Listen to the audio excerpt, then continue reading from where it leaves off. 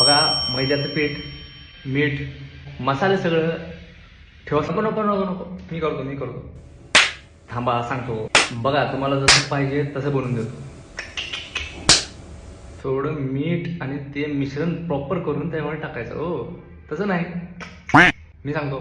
जरा थोडं चहा घेऊन या, चहा, आणि थोडं अर्धा कप पाणी पण आणा. 2 मिनिटं. ताई, एक काम करा की ते मोठं भांडे घेऊन या, मोठं भांडं.